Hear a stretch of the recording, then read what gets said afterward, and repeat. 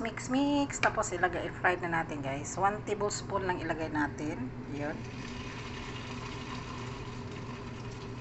Yan. 1 tablespoon.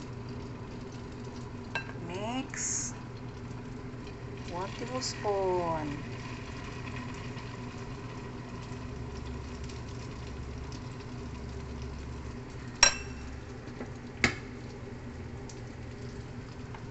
Next. Oh, 1 tablespoon. More. Oh, 1 tablespoon lang. Masarap to guys. Sobrang sarap.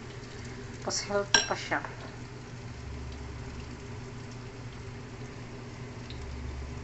Maglagay pa tayo ng isa.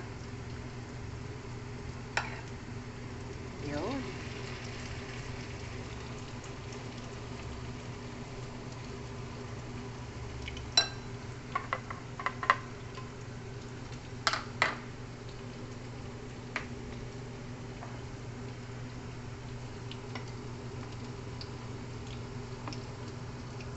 So, yung ating saging naka-boiled. So, dito din nag-ano din tayo dito. So, dagdagan ko pa ng isa, guys.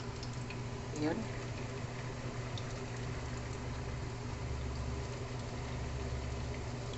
Yun, oh.